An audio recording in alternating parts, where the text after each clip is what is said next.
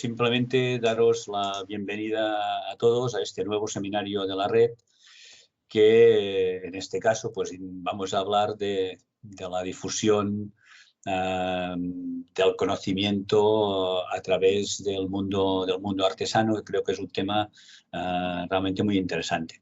Thank you very much, David, for your collaboration with our structure, our REHT, to welcome, and we are a pleasure to hear you your intervention about this topic. Nada más, yo paso la palabra a José Nieto, si quiere presentar a David para introducirlo un poco y presentarlo. Pues muchas gracias, Llorens, y muchas gracias, Lisar. David es profesor emérito de Historia de la Monash University, una universidad de Australia que tiene varias sedes en Europa, y ha estudiado sobre todo la historia social de París en el siglo XVIII y de otras ciudades europeas durante la Edad Moderna. También ha trabajado mucho la historia de los incendios en las ciudades europeas de los siglos XVI al XIX y, bueno, tiene bastantes libros sobre el tema de la sociabilidad, las cofradías religiosas de París en el siglo XVIII, y como parte de un equipo interdisciplinar ha escrito una historia de la escritura de cartas de mujeres en Europa. Tiene, desde mi punto de vista, un libro magnífico sobre la estructura de la convivencia y de la sociabilidad en los barrios de París en el siglo XVIII.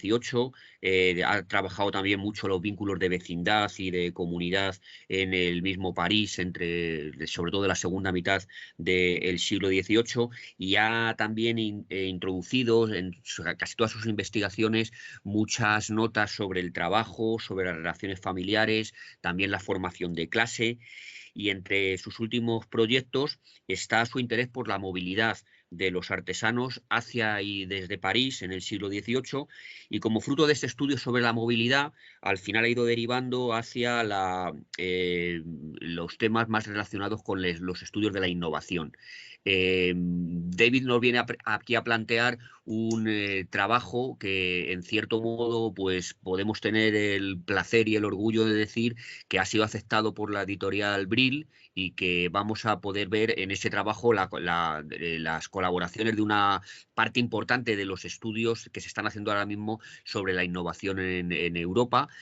Colaboran una gran cantidad de especialistas en la materia, y David es el que ha fusionado, digamos, y el que ha tenido también la idea de este libro, y ha fusionado las diferentes colaboraciones con una introducción metodológica muy interesante que es buena parte de lo que nos va a explicar hoy aquí.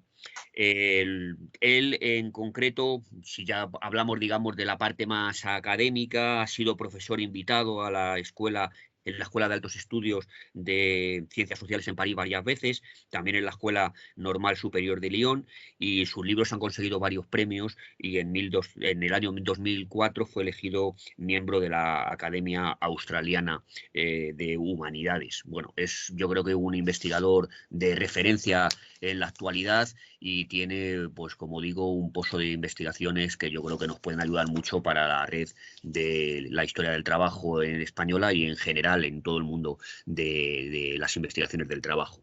Thank you very much, David, for participating in this seminar. Thank you for the investigation about the work in Europe. Thank you very much. Thank you very much, Jose. I hope that everyone will be able to understand my Australian accent. I'll try not to speak too fast. We'll see how we go.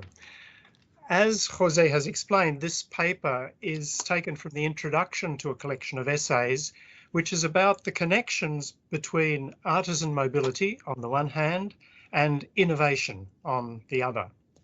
And although there's some excellent work in both of those areas, and there is some work on the connection between artisan mobility and innovation, the contributors to this volume are agreed that there is more to be said about this connection and about the contribution that artisan mobility made to European economic development in the period before large-scale industrialisation. in particular, new understandings, recent understandings of the nature of artisan work and new thinking about innovation itself invite us to re-examine this question. So taken together, the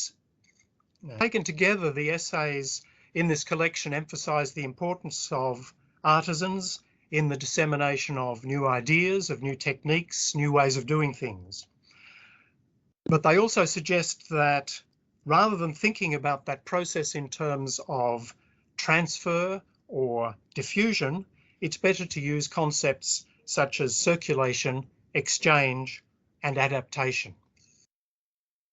The collection aims not only to document the contribution made by mobile artisans in a variety of areas, but to uncover the necessary conditions in which they could innovate in the places where they went.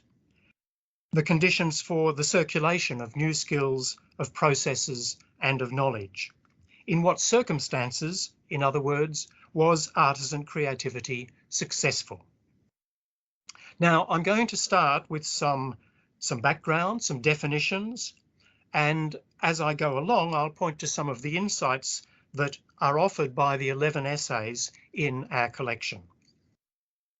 So let me start with the question of artisans. Start with some very simple points about who artisans were. We tend to associate them with guilds and to think in terms of the traditional hierarchy of apprentices, journeymen, and masters. Of course, different trades enjoyed different status. At one extreme, they shade into the ranks of unskilled workers, and so a trade like handloom weaving that we see on the screen here could be learned in just a few weeks, and it was fairly poorly paid. At the other extreme, there were people like goldsmiths, like this man, Richard Hoare, who became Lord Mayor of London in 1712, watchmakers, printers. All of these artisans took years to learn their trades.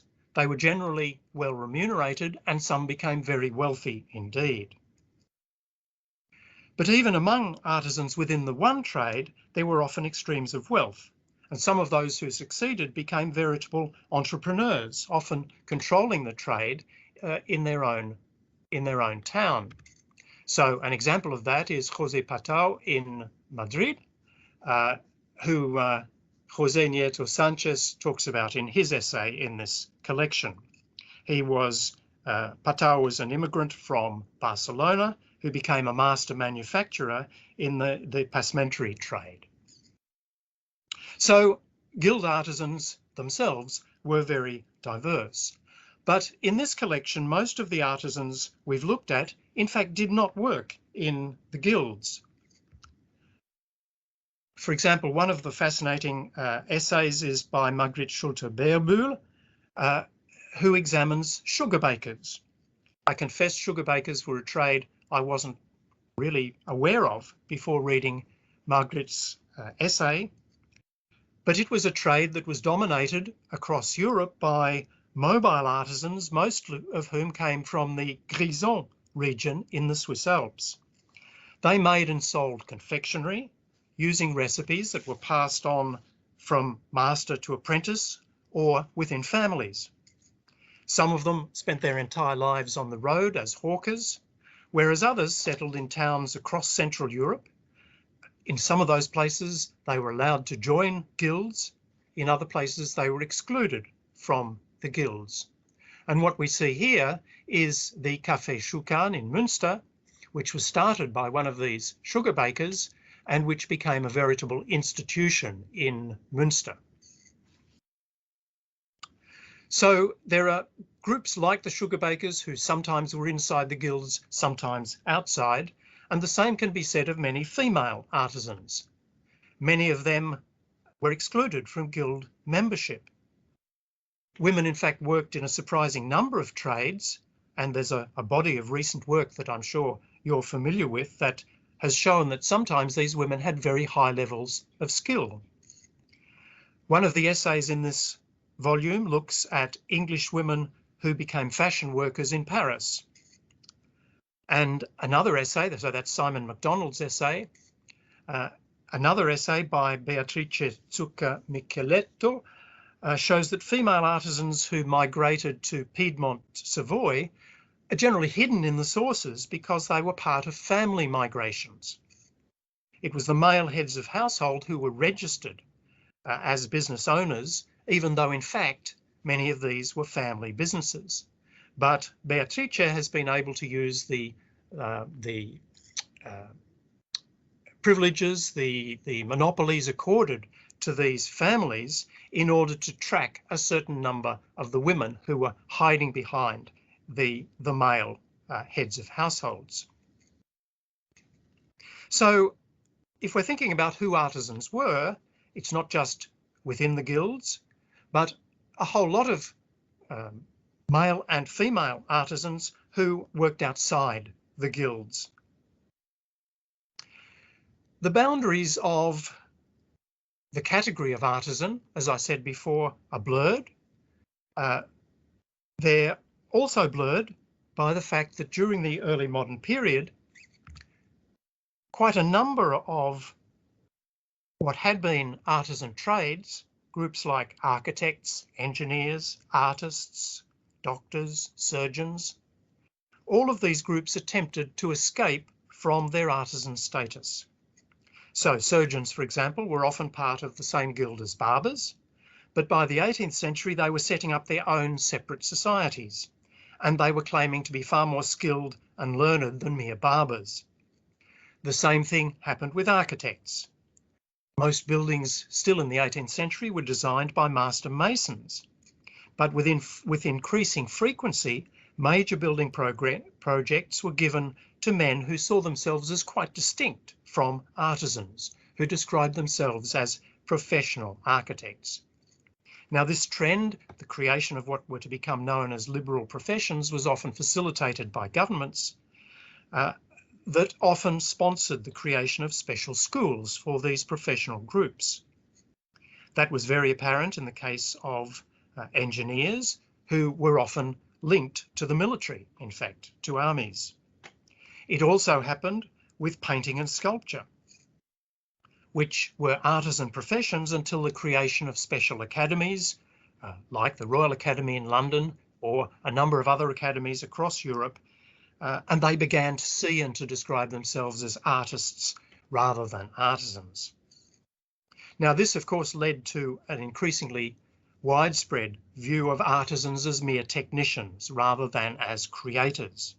These new professionals portrayed themselves as theoretically sophisticated, whereas they said artisans were simply trained on the job in traditional methods. There's interesting historical work, recent historical work that again I'm sure you're familiar with, looking at the debates over the merits of theory and practice in training these particular groups. But there's equally interesting work that shows that in reality many artisans were well versed in theory, so it's a false dichotomy in fact, this theory practice dichotomy, this apprenticeship versus school-based training. For example, cabinet makers in many parts of Europe learned drawing so that they could design furniture and create the designs that were to go on the furniture. In some parts of Europe, cabinet makers learned classical architectural theory. And when they designed a wardrobe, for example, they took into account the proportions that were recommended by the classical theorists. And they chose decorative columns according to Greek and Roman ideas about the symbolism of each type of architectural form. So in fact, many artisans were in practice both theorists and hands-on tradesmen, if we can put it that way.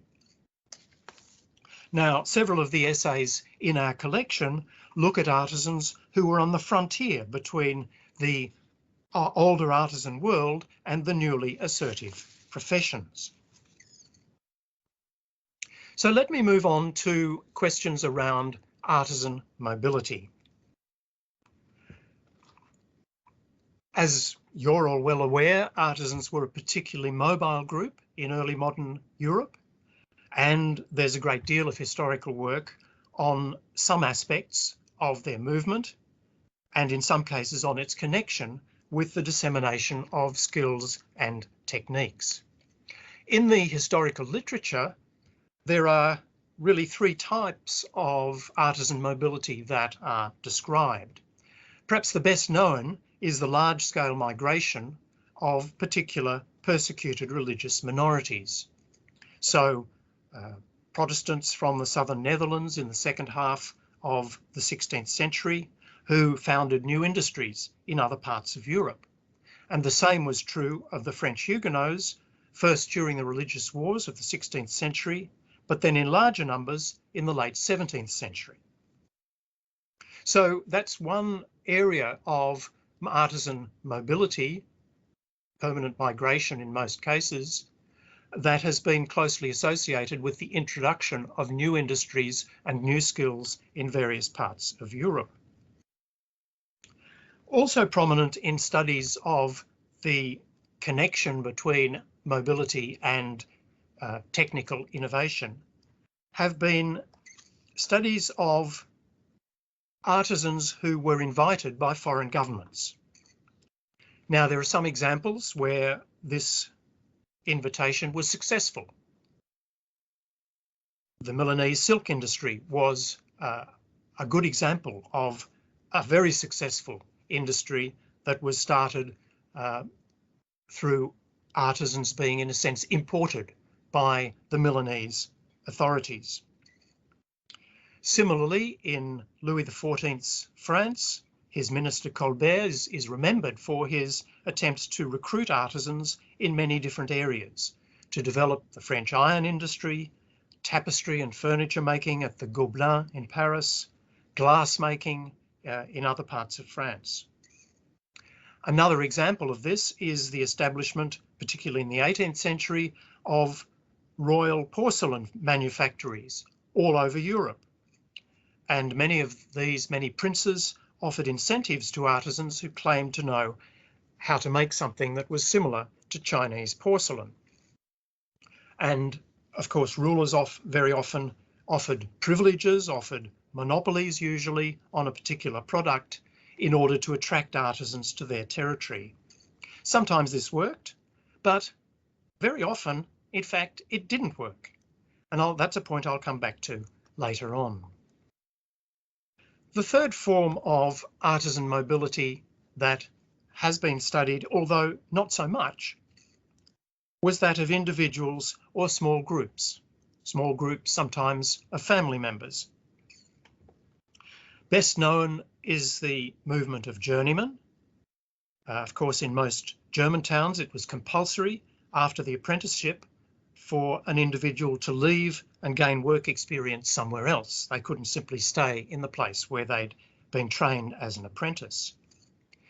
That was not the case in most other parts of Europe, but almost everywhere, lots of artisans did in fact go travelling. This was what the English called tramping. Of course, the German term Wanderschaft is widely used. But there was similar informal mobility in the Netherlands, in many of the Italian states, and in Spain.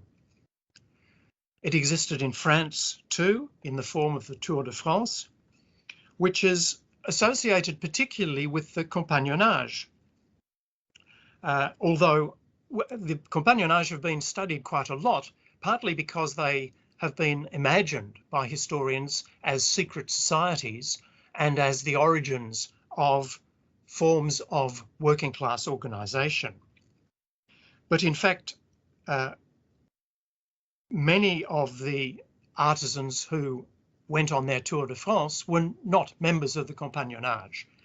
One recent work suggests that about 5% of the artisans travelling around France actually belonged to the different compagnonnage. So although they've been the focus of study by historians, in fact, they were far less significant in this respect than that might suggest. So the picture right across Europe is of a huge amount of movement. And while the majority of artisans didn't actually travel terribly far, a surprising number did cross the boundaries of different states. So to give you one example of that, an analysis by Jean-François Dubois of the records of Paris lodging houses covering simply 4 years in the late 18th century, counted over 2,000 artisans who came from outside the borders of the French kingdom. They came from the Austrian Netherlands in particular, the different German states, the Swiss cantons, from various Italian states, in smaller numbers from the Italian states. And they were just the big groups. There were other smaller numbers who came from other parts of Europe. Another study has shown that in the late 17th century and early 18th century, journeyman goldsmiths from Augsburg went to very many parts of Europe. They went to the Netherlands, they went to Italy, to England, even to Sweden and to Russia. So some of these artisans were travelling very long distances indeed. One of the observations it's possible to make from the small numbers of studies that have been done of this kind of long distance artisan mobility is that cultural barriers were more important than political ones. And when I say cultural barriers, I mean particularly linguistic and religious barriers. So, for example, many German-speaking artisans didn't go beyond the areas where a version of German was spoken. So the line I've put on the map there shows the broad division between the French-speaking areas and the German-speaking areas. And most German artisans didn't cross that line. Some did, and I've studied some of them who did go to Paris. But on the whole, the mobility was strongly determined by those linguistic divisions. In the case of the German-speaking world, of course, it was a vast area. It went from the Netherlands right across the German states through Austria, as far as Denmark in the north and Lithuania in the east, Poland and Lithuania in the east.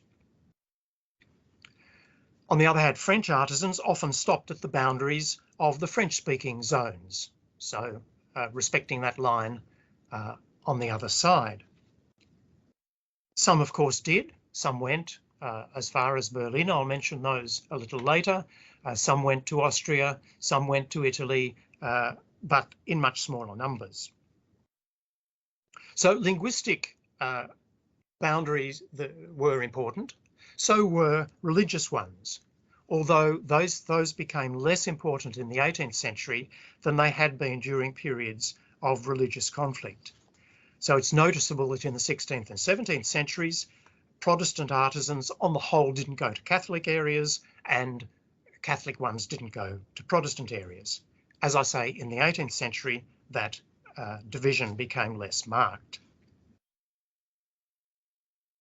But many artisans did cross even those boundaries. So we find in Madrid, artisans who'd come not only from all over Spain, but also from France, the Italian states, from Flanders, and from different German states. We find similarly, in the case of Paris, quite large numbers of Protestant Swiss artisans who migrated to work in the French capital, particularly in watchmaking and clockmaking. Italian glassmakers, Catholics, went to work all over Europe. So in those cases, the linguistic and cultural boundaries weren't all that important. Another point to make about artisan mobility in general is that it concerned not only journeymen, who've been the focus of most historical studies, it also concerned both masters and apprentices. So once again, to take the example of Augsburg in the 17th and 18th centuries, those who applied to become masters in Augsburg came not only from all of the German states, but also from places as far away as Warsaw, Strasbourg, Stockholm, even Kronstadt in Russia. So they really came very long distances. In the 18th century, in the relatively small French town of Dijon in Burgundy, there were significant numbers of master artisans who came from the different German states, from Italy, from the Austrian Netherlands. So it wasn't just journeymen who were very mobile, but also masters. And the same was true of apprentices. The Venetian records for the 16th and 17th centuries show that young people travelled there from all over Italy, from France, from the Netherlands, the German states, from Spain, from the Balkans. So it's clear that a national focus, which until recently was very common in labour history, misses a lot of what was actually going on the roads of Europe. There are three other features of this artisan mobility that are worth noting quickly. The first is that most of it took place between towns. It was mostly in towns that artisans learned their trade, and they mostly went to other towns to work. There were rural artisans, of course, but most of the mobility that we're talking about, and that is the focus of the essays in this volume, was from one town to another. Second point is that artisan mobility was very diverse in its forms and its duration. Sometimes it took the form of permanent migration, but a lot more of it was short-term, sometimes just for a few weeks, sometimes for a season, or it could be a combination of these different forms. And Corinne Metz's chapter in our collection, in our volume, shows that the glassworkers of Altare in northern Italy, they left to work in other places, but the vast majority of them always intended to go home again. So they might be away for a season, for a few months, for a few years, but most of them would return home at the end of that period. A few of them, of course, didn't come back. They settled permanently in other places. And we find a similar picture with other forms in other trades, other types of artisan mobility. It's very varied in its duration, and sometimes the intention of the artisan was to leave for a short time, but in fact they ended up staying. Sometimes they thought they were going permanently, sometimes they ended up coming back sooner than expected. The third general observation is that, once again, this kind of mobility was very varied in terms of its composition. A lot of it was individual or in small groups. It could take the form of chain migration, with one or two individuals going to a particular place and then being followed by others. This happened with Paris cabinet makers that I've studied. A small number of important Paris cabinet makers came from the Rhineland, from a place called Jülich, but there were only a few in each generation who came to Paris. So it was a very limited chain migration.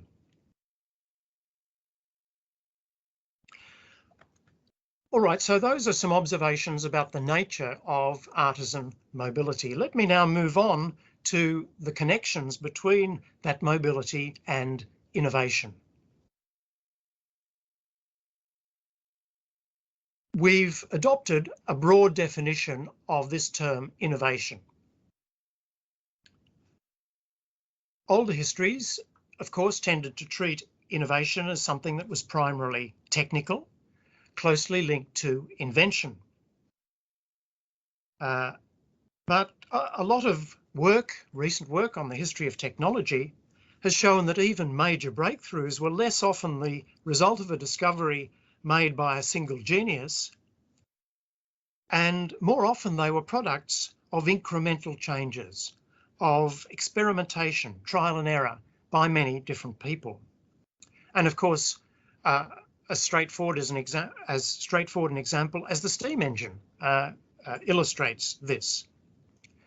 I learned at school years ago that the steam engine was invented by James Watt, but later I discovered that there were many earlier prototypes, and that James Watt refined earlier types of steam engine. Now, that doesn't mean that his innovations were not very important, but he didn't invent the steam engine itself. Another nice example is afforded by flint glass. Flint glass is glass to which lead has been added during the manufacturing process, and it produces a very attractive and a very clear glass. And this was, you can see some examples of bottles there, but it was particularly useful for optical lenses, and therefore very, very important for scientific instruments of various kinds. Now, its invention is widely attributed to an English glassmaker in the 1670s, who was the first to take out a patent. But in fact, it was almost certainly created before that by groups of Italian, French, and possibly Dutch glassmakers working in the north of France, who brought together different ways of making glass and who experimented and came up with this very attractive and very useful way of making glass. So just a couple of examples there of the way that artisans, often anonymous artisans, have contributed to important technical innovations. Recent interest in the way artisans worked has emphasised the importance of improvisation as part of their day-to-day working process. So carpenters and masons, for example, when they constructed a building, they might be working from sketches provided by a designer, but these designs, right up to the 18th century, didn't contain all the specifications for a building. There were lots and lots of gaps that needed to be filled by the craftsmen as they did the work. And so they improvised as they went along. Pamela Smith, in particular, in her wonderful book on the body of the artisan, has pointed to the way that artisans developed a feel for materials through handling them constantly, and that this feel they had for the materials enabled them to find solutions to technical problems. Not all artisans did that, of course, but the most curious and the most gifted ones were always tinkering, and this could lead to new ways of doing things. Now, once again, we often don't know exactly who was responsible for coming up with new methods or new products, and very often they resulted from the work of many different hands, from adaptation by many different artisans. But that work on the nature of the artisan's way of working has led to new ways of thinking about the way innovation took place. And through adaptation, just some examples of this process. It commonly took the form of using an existing technology, but applying it to a new area. Now, a nice example of that is textile printing, imitated from Italian cotton. But in the 17th century, European artisans who were used to printing on paper adapted that to the printing of cloth. Another example, this one in our volume, in the chapter by Carol Davids, discusses the Eckhart brothers, who were artisans, inventors, engineers, polymaths really. And one of the things they invented was a scoop wheel for use in drainage mills. But one of the brothers later adapted it to other areas, to dredging canals, and even found a use for it as a kind of engine for sailing ships that were becalmed when the wind dropped. The wheel could be used to propel the ship along. So this was a technology that in this case was invented by a known group of people, but who then adapted their own invention for a variety of other purposes. Innovation through adaptation. Another form of innovation, used not to be thought of as innovation, but now is widely recognised as such, is product innovation through import substitution. And one of the obvious examples of this is Chinese porcelain, the imitation of Chinese porcelain, and also of Chinese and Japanese lacquers. Europeans were impressed with the quality and the beauty of these objects, and they tried to reproduce them.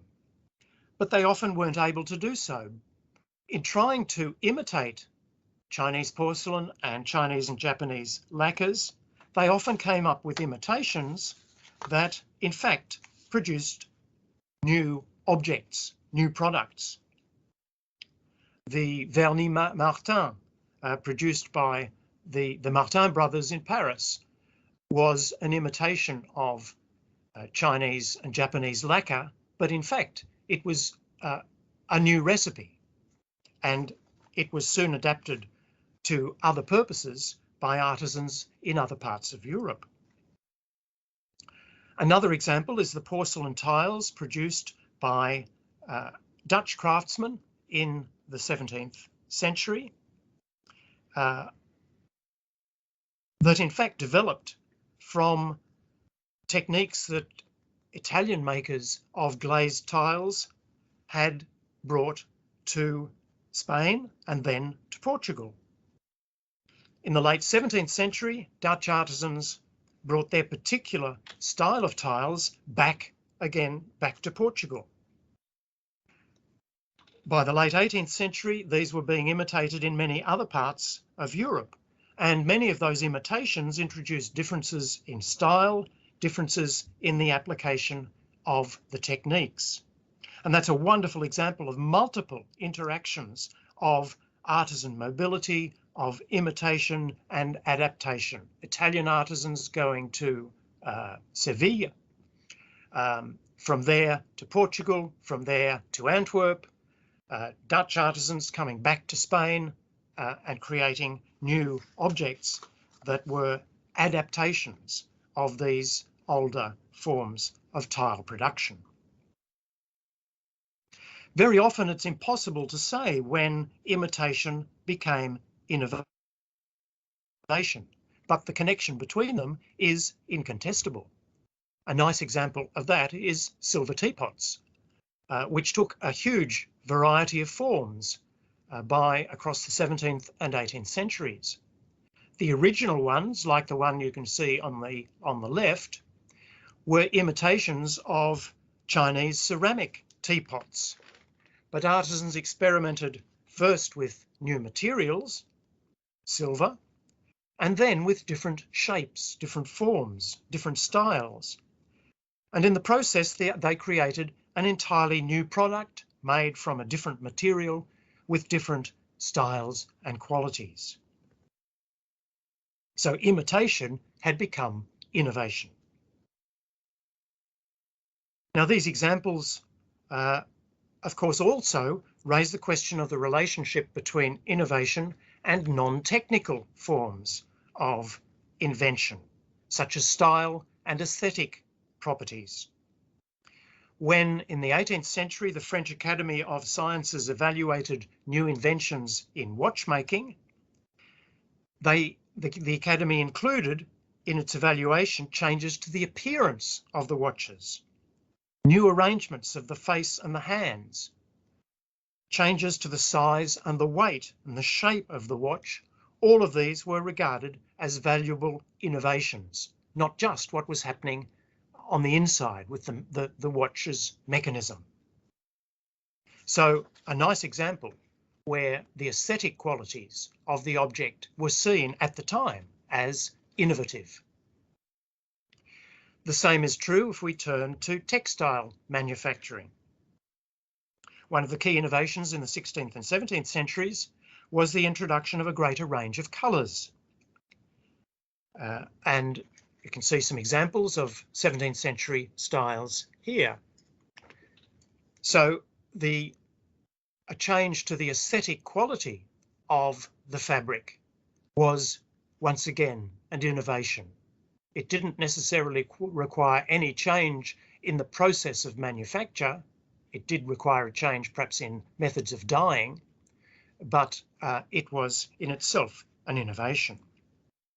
Another example of that is the Dutch paper in the 18th century that was considered to be the finest writing paper in Europe.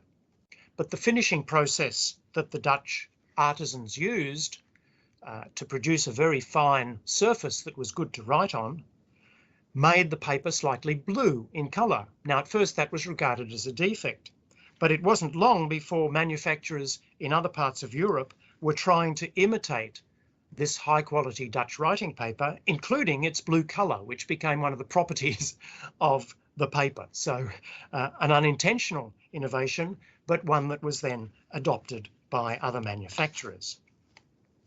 Well, we could multiply those kinds of examples, but the point I'm trying to make is that changes in design and even in colour could also be considered as innovations. It wasn't just about the manufacturing process. And we can extend that still further, for example, to forms of marketing, where in the 18th century, advertising was increasingly used by artisans, both in the press and in the form of trade cards and wrapping paper. In the fashion clothing sector, Paris artisans and merchants began producing dolls dressed in the latest fashions that were then sent out all over Europe. Now, as Simon MacDonald points out in his essay in our collection, these dolls were both medium and message. The dolls were in themselves a new product and in fact quickly became collector's items. The clothes that they wore were simply tiny versions of the latest Paris fashions, but they became a new genre. They were an innovation in themselves. Another example of innovation in textiles was off-the-shelf clothing, made in early 17th century Madrid for soldiers and servants, and imitated later in other places. Now, off-the-shelf clothing involved no new technical invention. It represented an innovation in the organisation of production and of distribution. So that is also a type of innovation that we should consider. Perhaps a little more controversial as a form of innovation is the introduction to new places of methods or products that were already in use somewhere else. So examples of this, the taking of cannon manufacturing technologies to Sweden, taken by Flemish ironworkers, and then Swedish craftsmen then took that to Russia. And historians have often described this as transfer or diffusion because the technologies were not new. But in each place that they were taken to, they were experienced as an innovation. And so this was rather similar to the introduction of Chinese porcelain into Europe. It wasn't an innovation for the Chinese, but Europeans experienced it as a new product, a new process, and therefore the transfer itself was a way of introducing an innovation. Now, describing that process as transfer or diffusion has two key drawbacks. The first is that it downplays the role of artisans as innovators. They become simply intermediaries rather than active participants in the creation of skills and knowledge.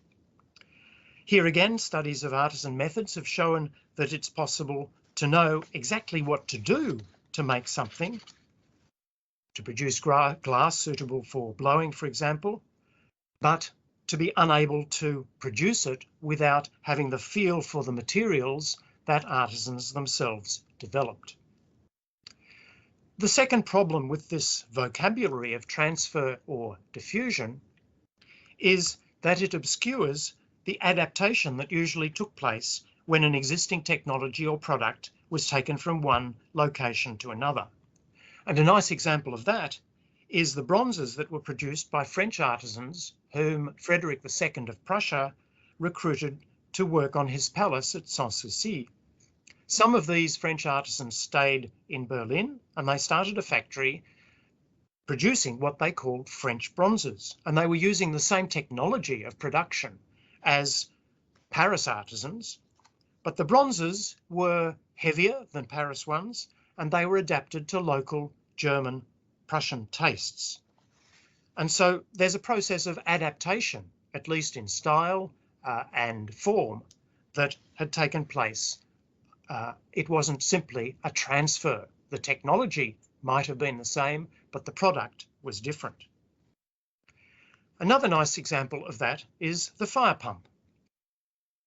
Fire pumps were probably first invented in one of the southern German towns in the 16th century, and they were then sold all over Europe. But they were very expensive.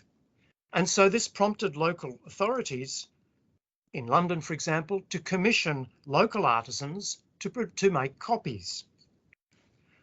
So all over Europe, copies of the German fire pumps were being produced, but in the process, artisans tinkered with them. They changed their form.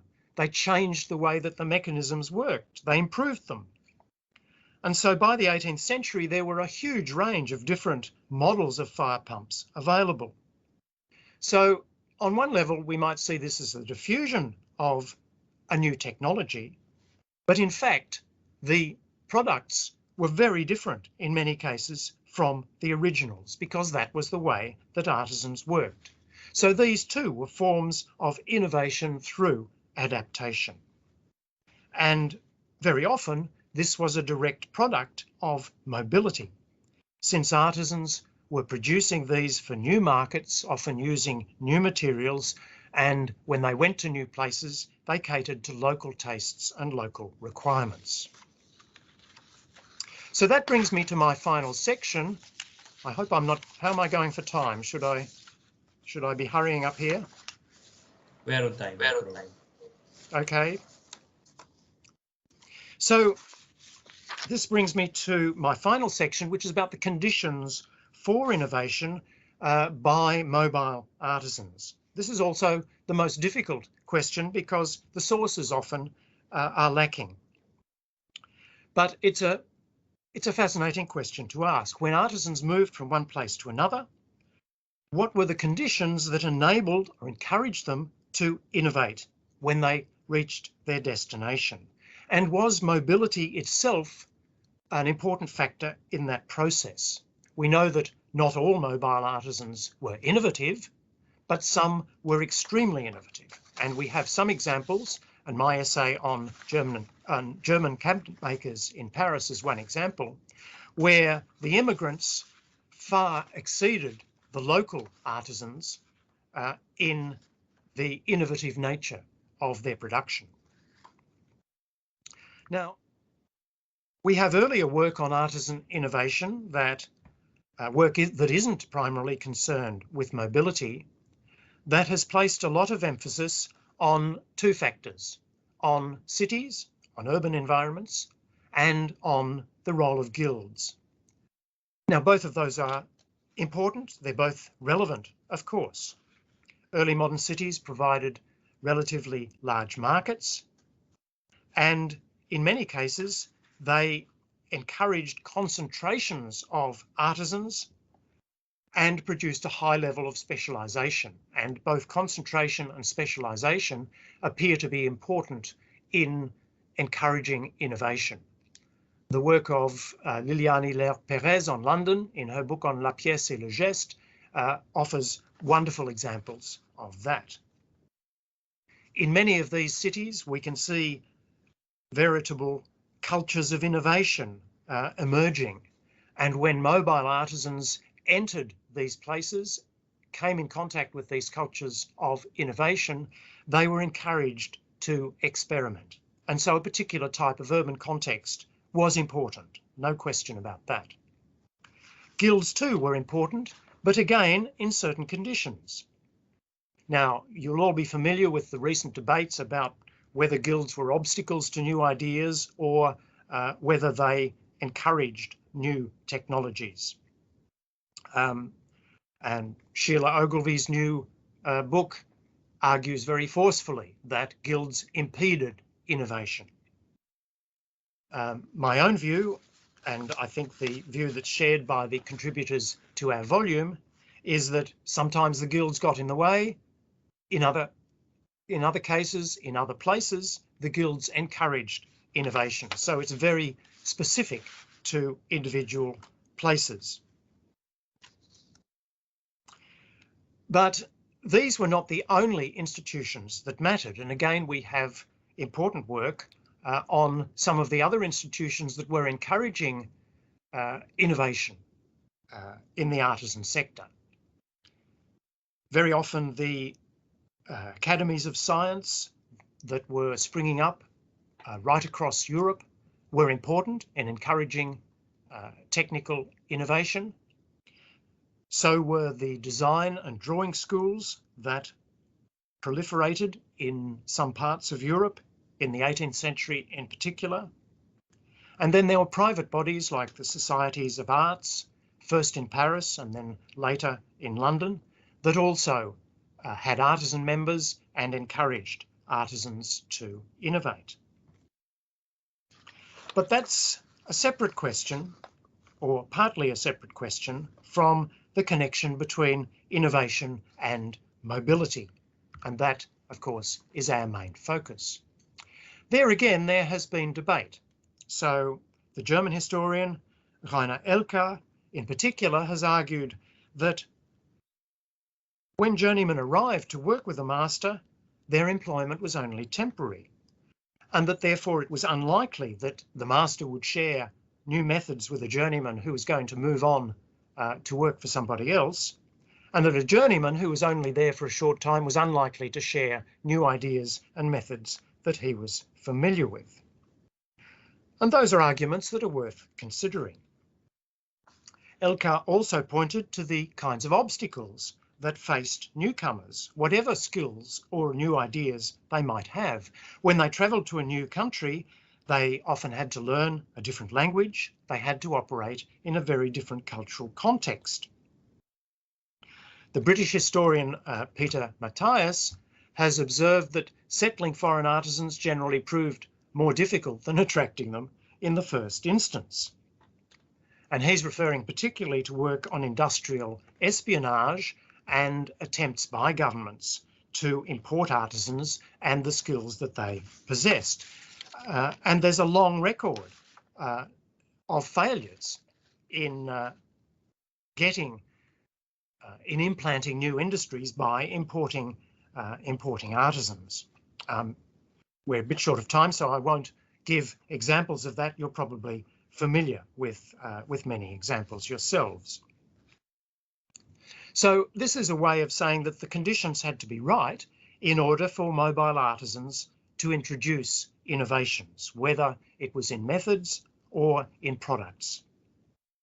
And it's that especially that the different essays in our volume shed light on in different industries and different parts of Europe.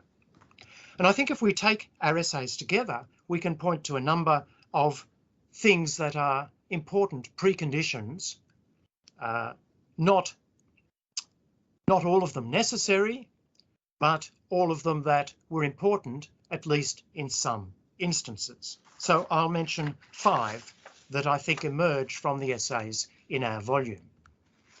The first of these is governmental, commercial, institutional and legal structures that enabled mobile artisans to innovate and enabled their innovations to take root.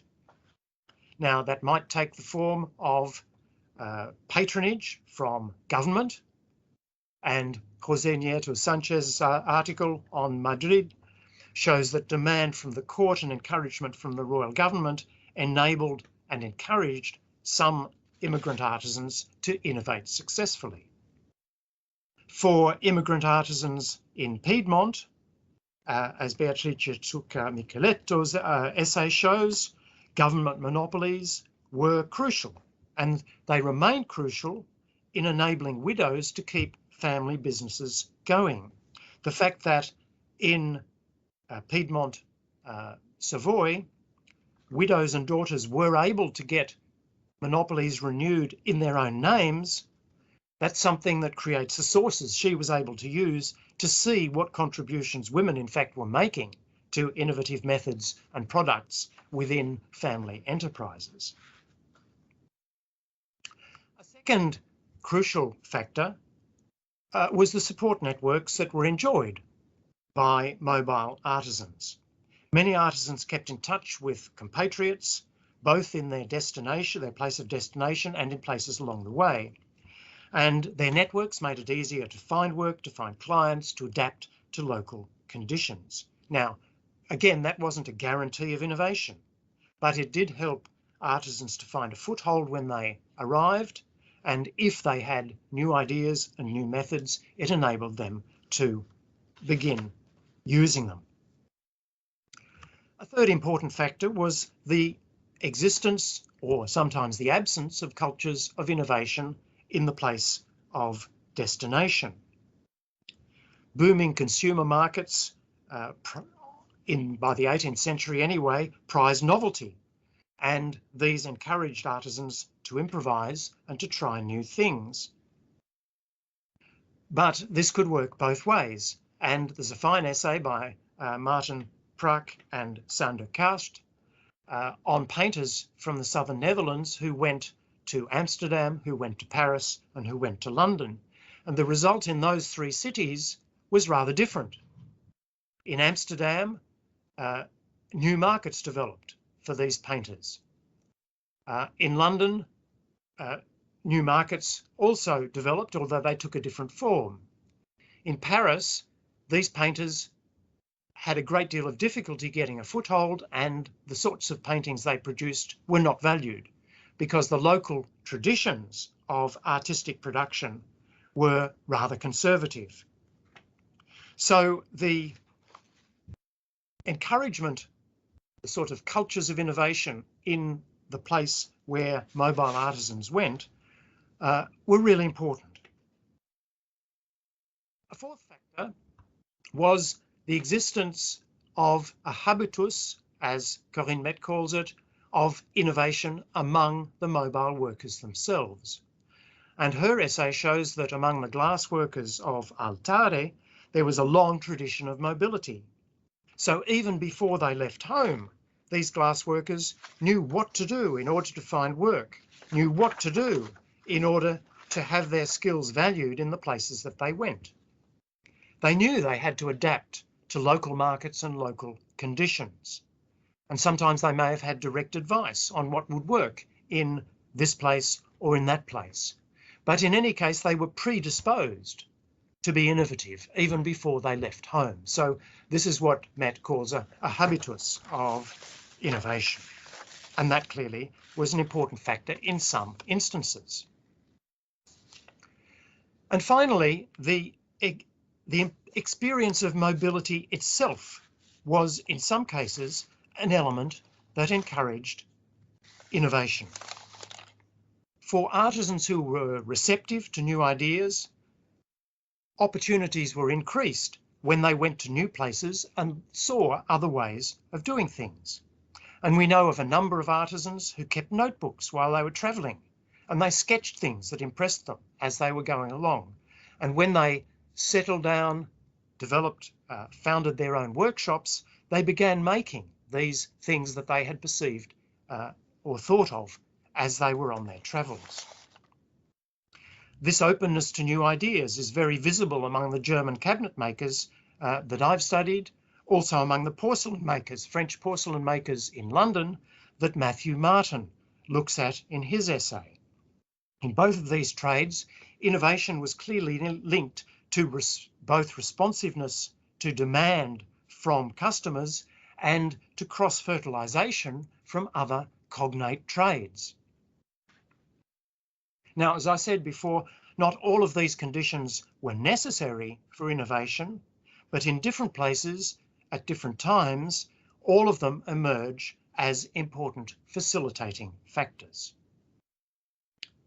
The final contribution of this volume, I hope, is to add to our appreciation of the importance of artisan mobility in shaping Europe's economic development in the pre-industrial period, and not just in the traditional sectors of industrialisation, but in a great many consumer and manufacturing industries.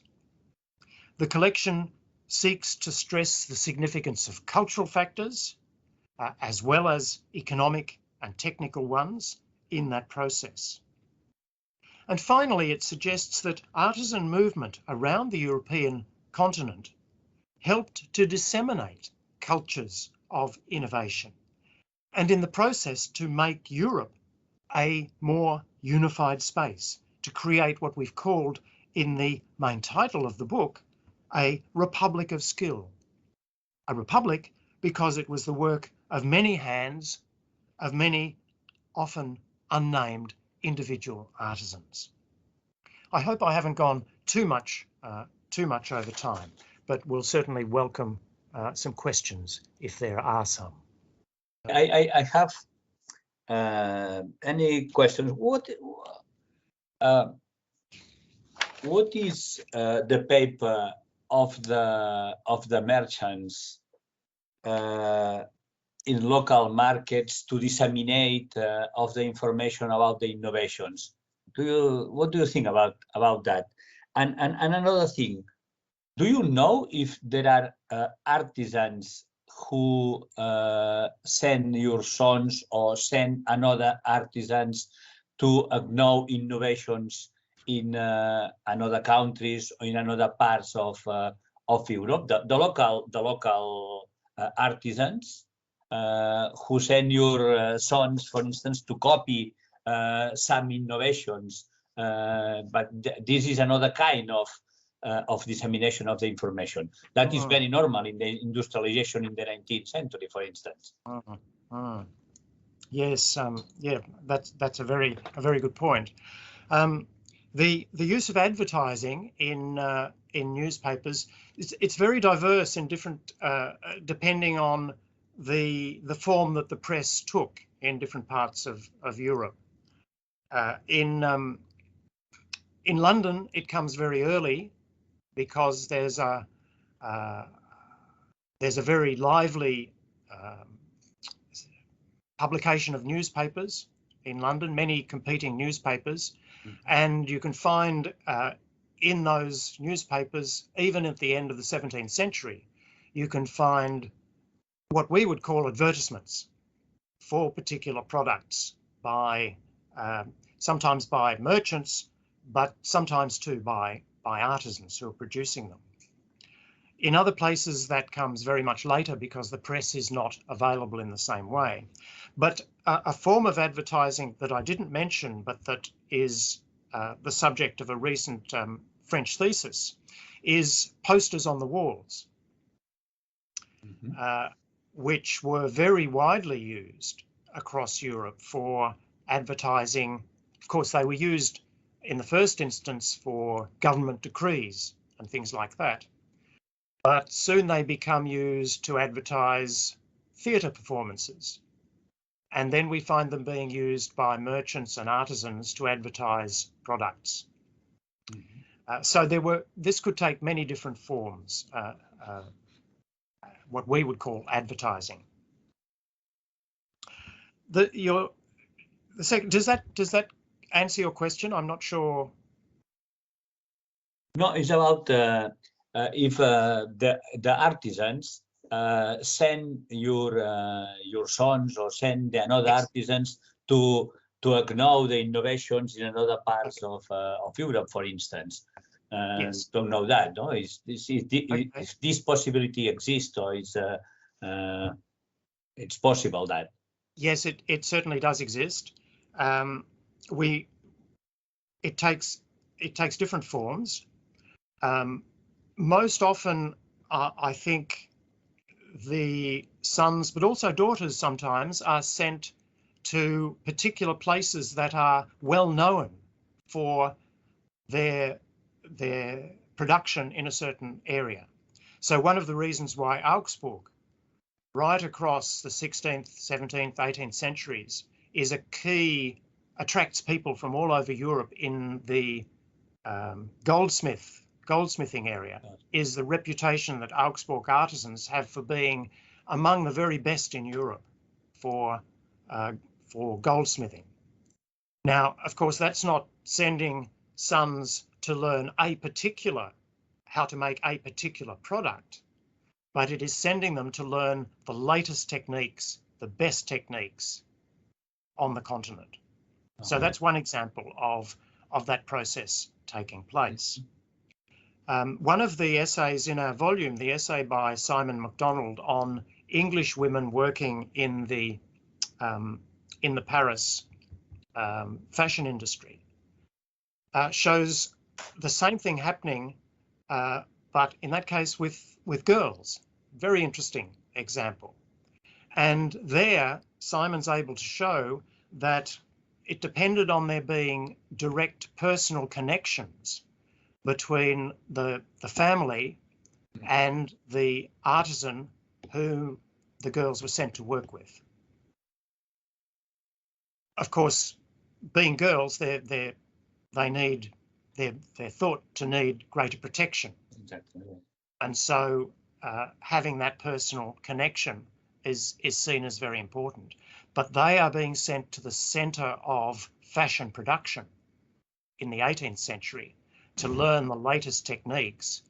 And the idea is that they will then come back to London or to different parts of England, and they will bring those skills and new ideas with them and be able to therefore produce French fashions in England.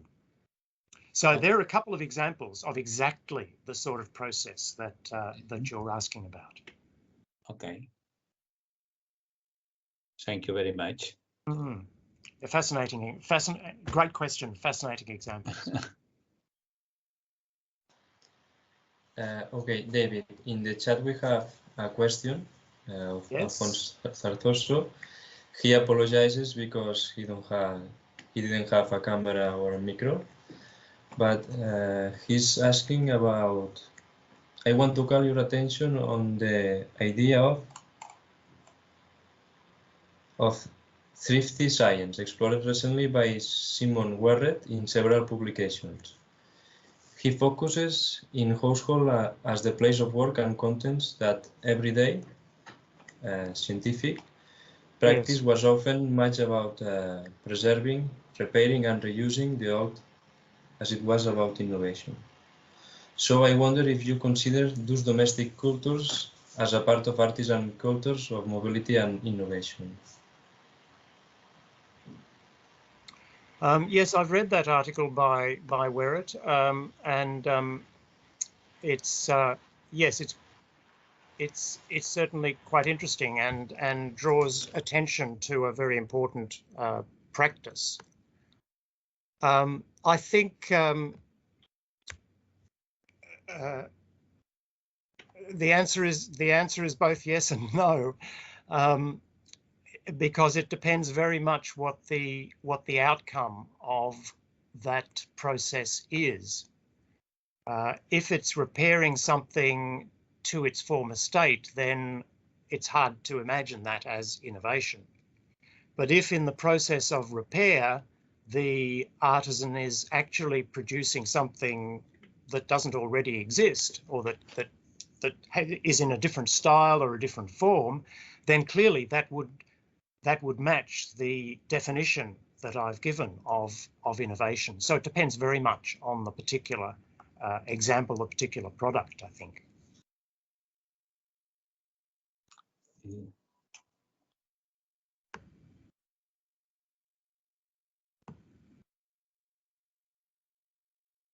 I see there's another question in the chat from Paula. Paula, yes. About the role that apprentices could play in the circulation of knowledge. There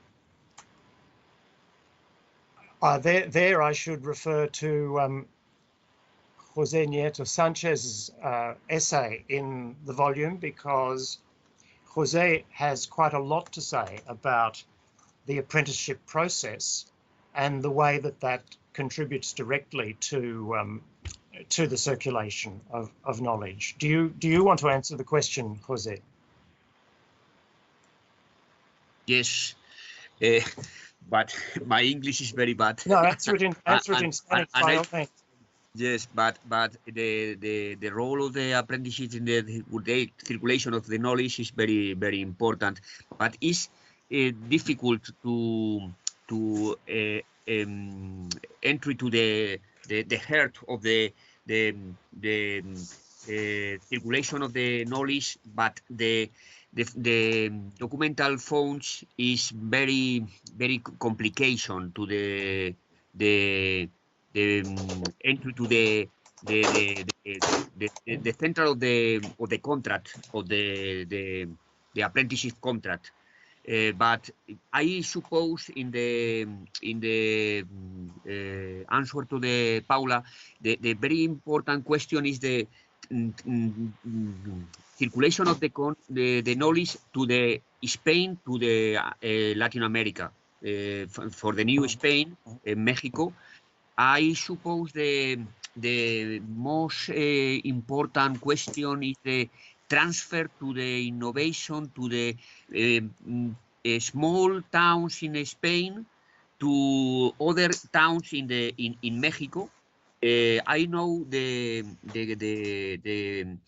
case to the Puebla de Los Angeles is very important. The transfer of the porcelain to the Talavera de la Reina to the Puebla, and in other case, the case important is the transfer of the textile techniques to the Brihuega, a small town in Guadalajara near to Madrid, to the Puebla de Los Angeles chain.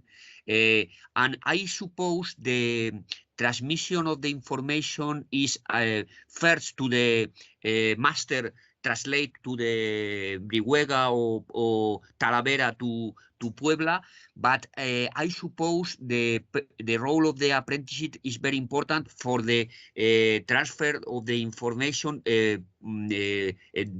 The first arrive to the first master to the Brihuega or Talavera. I don't know other question, but the structure of the contract of the apprenticeship is not very clear to the information about the transfer or the information to the innovation and adaptation, transformation and imitation the information.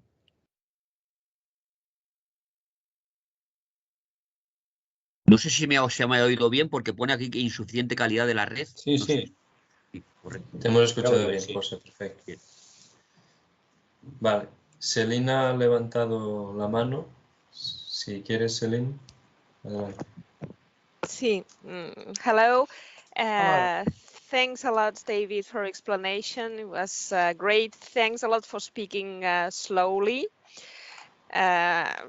I have a couple of questions. When you spoke about the reason of mobility, you talk about as a large scale of migration, and you give as examples a religion question and also invitation from foreign countries and movement of small groups.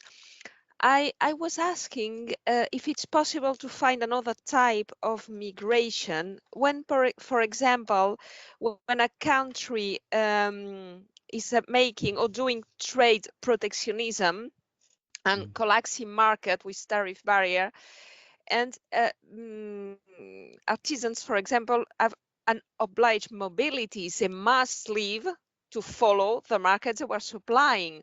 And I'm thinking about cotton, for example, in Spain in the 18th century, when Spain raised the tariff barrier trade to develop its own industry and obliged some workers of cotton. And I'm thinking about more precisely as about stocking frame. To move from the south of France or from Lyon directly to Spain and precisely in Catalonia. This is one first question, and I have another one about guilds. How guilds accept strangers when they arrive? Normally, sometimes I found that there is no existing guild for some product, but sometimes there is guild that could be accepted on it. But I found, especially in Barcelona, they were reluctant to accept foreign master and to recognize the title of master obtained in another foreign country. And I don't know if in Europe you have found some similar situation. Thank you. Thank you very much. They're all excellent points. Trade protectionism, forcing artisans out. I haven't thought about that, but I will now. So I'll bear that example in mind. Thank you very much. That's certainly a variant, at the very least, a variant on forced migration. But yeah, I'll think some more about that. Thank you. The question of how guilds treat new arrivals really is very, very varied indeed. And it does depend very much on local economic conditions, but also on local political conditions. So in the southern Netherlands, for example, in the 17th century, where there's an increasing Catholicization of society because of government pressure, guilds that in the past had accepted Protestant artisans as into their ranks stopped doing so.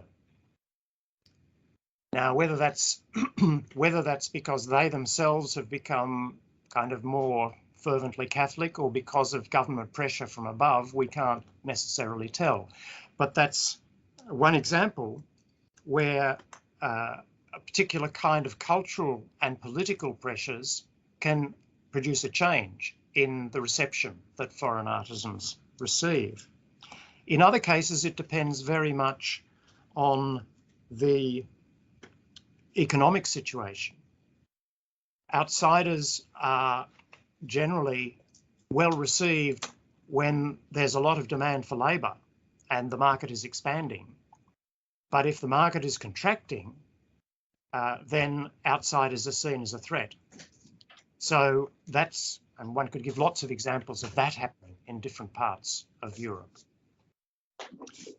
So Barcelona's reluctance to accept foreign artisans may be linked to, I suspect it might be linked to those kinds of economic factors, but it's worth thinking about whether that's true as a general rule, or whether there are particular moments when foreign artisans are well received and other moments when they're not well received.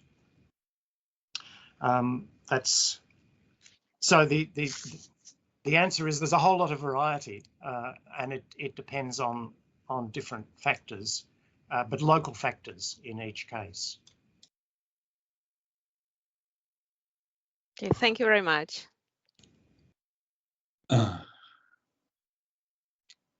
David, what is your opinion about the other institution, the Science Academy and the School of the Garrioch, about the relation to the guilds? Is opposition, is complementary?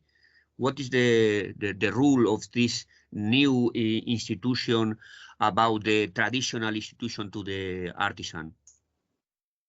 And that's a really interesting question. And once again, it varies very much from place to place. So in the London case, where the guilds, by the time the Academy of Sciences is becoming very active in validating new inventions and things, the guilds are actually not really playing very much of a role.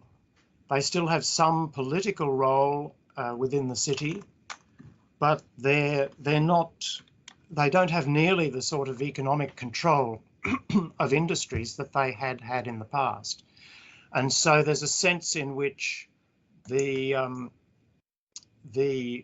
academies and other institutions are supplementing the guilds or even working completely separately from them. That's much less the case in Paris, which I know, where a guild like the watchmakers works really quite closely with the academy, and very often the Academy of Sciences will engage key members of the guild to do evaluations of particular products.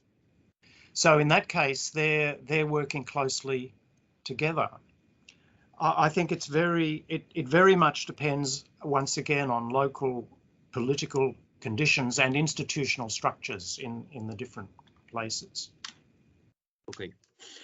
It's a really interesting question, and I think I don't think it's very I don't think you get very far by suggesting that these other institutions are more important than the guilds across the board.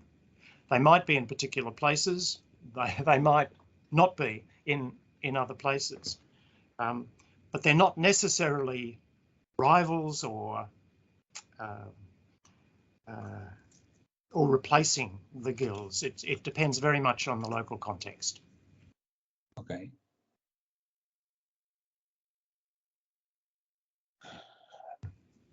Bien, no sé si hay más cuestiones, más preguntas.